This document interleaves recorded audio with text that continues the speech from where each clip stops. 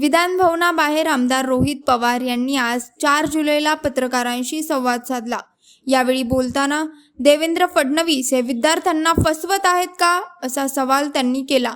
यासोबतच मुख्यमंत्री आणि उपमुख्यमंत्र्यांना गुंड भेटतात असं म्हणत रोहित पवार यांनी त्यांच्यावर टीका देखील केली। जी खऱ्या अर्थाने इथं असणाऱ्या सामान्य लोकांचं एक प्रतीक आहे। ती बेस्ट ही सरकारी एक कंपनी आहे आणि त्या कंपनीची एक स्वतःची बस आहे। त्यामुळे एक परंपरा आहे की त्या बसमधूनच एखादा वर्ल्ड कप नाहीतर एखादी टीम नाहीतर एखादं चांगलं काम तिथं नाहीतर जे कोणी सत्कार मूर्ती असतात त्यांना त्याच्यातून घेऊन नेलं जातं।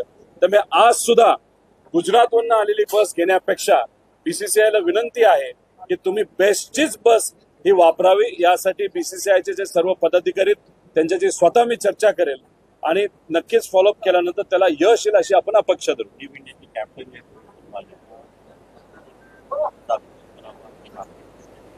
पुढे गेले असं केलं जात असेल तर खऱ्या अर्थाने ती चांगलीच गोष्ट आहे, पण शेवटी असं पूर्वी केलं होतं का नव्हतं हे सांगता येणार। पण इंडियासाठी वर्ल्ड कप हे इंडियन टीमली जिंकलेला आहे। त्याचे कॅप्टन हे रोहित शर्मा आहेत। त्यामुळे एखाद्या सत्कार मूर्तीला इथं आणलं तर ती आनंदाचीच गोष्ट आहे, पण हे जमत नसेल तर त्याच्यापेक्षा जास्त आनंदाची गोष्ट असेल की सगळे आमदार मिळून आपण एखाद्या ठिकाणी त्यांना सगळ्या टीमला बोलवावं आणि व्यक्तिगत तिथं त्यांचा सत्कार हा करावा। ही गोष्ट आपल्याला करता येईल। जे सत्तेत आहेत त्यांनी तो प्रयत्न करावा, आम्ही आमच्या लेवलला प्रयत्न करू। बस की बात कही थी, मैं जानना चाहूंगा बेस्ट बस की बात। देखिएगा, ये जो लाड़की बहना योजना महाराष्ट्र सरकार ने अभी लाई है वो टोटली मध्य प्रदेश की कॉपी है। इस टाइप की योजना वाईएसआर कांग्रेस ने भी लाई थी, तेलंगाना में भी लाई गई थी इसके पहले मिस्टर राव साहब ने, लेकिन उसको सक्सेस नहीं आया, पॉलिटिकल सक्सेस नहीं आया। हम सबका कहना ऐसा है कि ये सरकार 2.5 ईयर से सत्ता में, इसके पहले पॉपुलिस्ट निर्णय उन्होंने कभी नहीं लिया। अभी लेने की क्यों जरूरत पड़ी? क्योंकि लोकसभा में उनका जो पराजय हुआ उसके कारण उनको इस टाइप की योजना लाने का हिम्मत हो रही है, लाने की कोशिश वो कर रहे हैं। त्रुटियां है। अभी देखो, लाडली बहना जो योजना है उसके लिए 46,000 करोड़ रुपीस लगने वाले, लेकिन इस सरकार ने सिर्फ 10,000 करोड़ का प्रोविजन वहां पे किया। लड़कियों का एजुकेशन फ्री हो उसके लिए 2,000 करोड़ लगने वाले, लेकिन उसके लिए 1 रुपए का भी प्रोविजन वहां पे बजट में किया नहीं है। सिलेंडर की योजना है या 10 लाख युवाओं को वो स्कॉलरशिप देने वाले हैं या इंटर्नशिप देने वाले हैं, उसका जो 10,000 पर मंथ उसका जो फंड, उसके लिए सुधा 1 रुपए भी प्रोविजन नहीं हुआ। अभी ये सरकार क्या करेगी? एक तो लाड़की बहना के लिए 10,000 का प्रोविजन है, तो उनका इंटेंशन सिर्फ 3 महीना वो पैसा देने का, बाद में बंद करने का। और जो बाकी योजना है उसके लिए 1 रुपए भी नहीं दिया, तो सिर्फ रजिस्ट्रेशन किया जाएगा और बताया जाएगा कि विधानसभा में हमारा जब जीत होगा तभी हम ये योजना लाएंगे। लेकिन सब लोगों को ये कहना है कि ये योजना महाविकास आघाड़ी सरकार आने के बाद हम कंटिन्यू भी करेंगे और उसको ज्यादा ताकत भी देंगे। लेकिन लोकसभा का जो रिजल्ट आया, जो बीजेपी और महायुति के खिलाफ था, उसका डर उनके मन में बैठा, इसलिए उनको ये निर्णय लेना पड़ा। क्या महिला के हिसाब से 1,500 रुपए जो महिलाओं को जो दिया जा रहा है, इसमें क्या महिलाओं का जो निर्माण को क्या पूरा? सिर्फ मेरा यही कहना है 1,500 रुपए में कुछ नहीं होगा।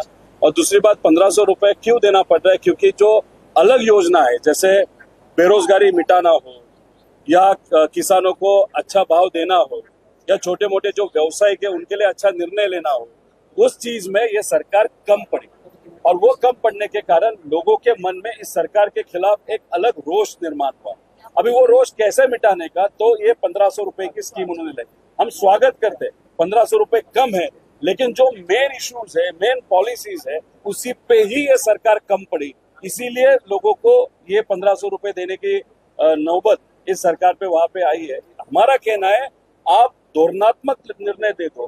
कोई भी किसान, कोई भी छोटा मोटा व्यवसाय करने वाले एक आधे व्यक्ति है, उसकी पत्नी हो या एक आध बिजनेस, छोटा बिजनेस करने वाले हाथ गाड़ा वाला हो, असंगठित क्षेत्र वाले लोग हैं या मजदूर है, उनको फुकट में कुछ नहीं चाहिए। उनको कहना है कि उनका जो घर जिस चीज से चल रहा है वहां पे उनको न्याय चाहिए, वहां पे उनको ज्यादा उलाढाल चाहिए, ज्यादा पैसा वहां पे अगर उनको मिलता है तो इस तरीके से इस चीज के लिए वो फोकस नहीं करेंगे। लेकिन सरकार इस चीज में कम पड़ी, इसीलिए टेम्पररी बेसिस पे ऐसी योजना वो ला रही है, ऐसा लगता है। सर, शक्ति कायदा जो है अभी तक ये जो महाराष्ट्र सरकार का है अब तक वो कैबिनेट में अटका पड़ा है, वो कायदा पास नहीं किया जा रहा है। महाविकास आघाड़ी सरकार के टाइम पे वो हमने कैबिनेट में पास भी किया, वो केंद्र सरकार वो भी हमने भेजा, लेकिन केंद्र सरकार ने दो बहुत छोटे ऑब्जेक्शन उस पर लिए। उन्होंने एक ऑब्जेक्शन ऐसे लिया कि आप उसको शक्ति कायदा क्यों बोलते हो। अभी पॉलिटिकली अगर राहुल गांधी जी ने शक्ति ये विषय पे कुछ बोला तो मोदी साहब से लेके भाजपा के सब लोग बोलते हैं कि ये शक्ति मतलब महिलाओं के खिलाफ बोला। अरे हमने तो इस योजना का नाम शक्ति कायदा रखा है। अभी वो उनपे बोले शक्ति कायदा मत दो, उसको नंबर दे दो। अरे क्या ये उन्होंने त्रुटि निकाली, दूसरी त्रुटि ऐसे निकाली साइबर क्राइम के लिए अलग लॉ है, आप इस लॉ में साइबर क्राइम मत ले लो। अरे लेकिन आज अगर आप देखो महिलाओं का जो भी छेड़ होती है या जो अड़चन आती है वो साइबर क्राइम के माध्यम से होती है। और तीसरी बात उन्होंने कहा है कि आपने तपास, इन्वेस्टिगेशन और फिर उसको जो कार्रवाई आप करोगे वो जो टाइम है आपने कम रखा है, उसको थोड़ा बढ़ाओ। अरे हम कह रहे हैं हमको कम टाइम में उसको पकड़ना है, उसको उसके ऊपर कार्रवाई करनी है। ये केंद्र सरकार को समझ, बेसिकली इन शॉर्ट केंद्र सरकार को ये कायदा लाना ही नहीं है। केंद्र सरकार में कौन है तो भाजपा है, तो राज्य सरकार की जो भाजपा है जो महिलाओं के अच्छा हुआ कायदा है, जो अच्छा कायदा है उसके खिलाफ है, ऐसे दिख रहा है।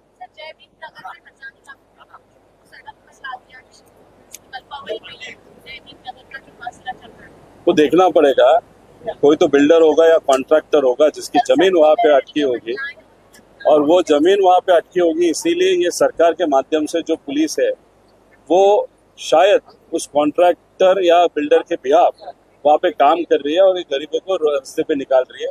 ये गलत चीज है, उनको विश्वास में लेना, और अगर स्लम है तो स्लम रिहैबिलिटेशन के अंदर उसको न्याय देना भी उचित है या इम्पोर्टेंट है, जो ये सरकार या ये जो प्रशासन के लोग नहीं कर रहे, ऐसे दिख रहा है।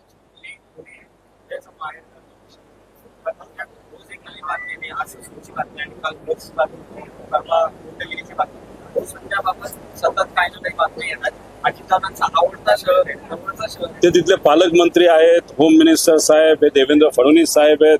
देवेंद्र फडणवीस साहेबांनी सांगितलं होतं कोयता गँगचं तिथं वाट लाव, पण ज्या दिवशी त्यांनी हे स्टेटमेंट दिलं आणि त्याच्यापासून आतापर्यंत कोयता गँगचे प्रकरण वाढतच गेलेत, ते काय गोंधळ कळेना।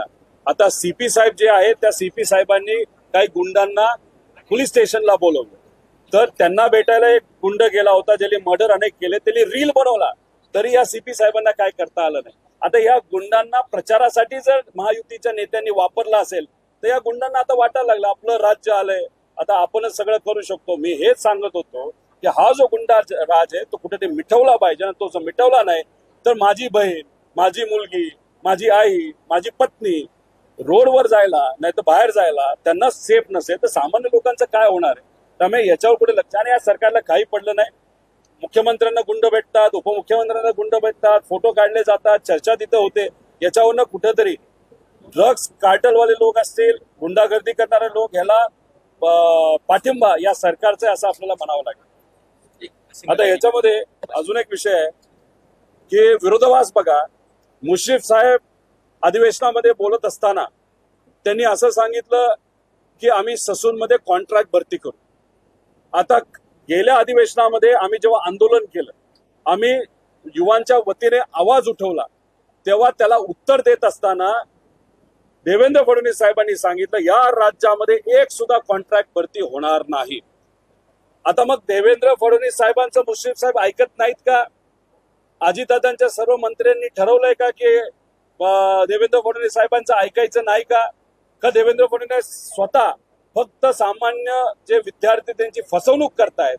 एका बाजूला तुम्ही म्हणता कॉन्ट्रॅक्ट भरती करणार नाही, दुसऱ्या बाजूला तुमच्याच पक्षातले नाही तर तुमच्या बरोबर असणारे जे नेते आहेत नाही तर मंत्री आहेत ते विधिमंडळामध्ये म्हणतात आम्ही कॉन्ट्रॅक्ट भरती करू। हा जो विरोधाभास आहे हा फसवणुकीचा एक कार्यक्रम आहे, जे फेक नरेटिव्ह देवेंद्र फडणवीस साहेब सातत्याने बोलत आहेत तो त्याचाच एक भाग आहे। त्यामुळे फेक नरेटिव्ह हे कोण आणत आहेत तर हे फक्त बीजेपीची लोक, ज्यांनी 550 कोटीचं बजेट हे फक्त सोशल मीडियासाठी ठेवलं होतं। हे मी नाही, हे भाजपचेच ट्रोल नाहीतर त्यांचे जे सोशल मीडियाचे कार्यकर्ते हे तिथं सांगताना आपण सगळ्यांनी बघितलेलं आहे.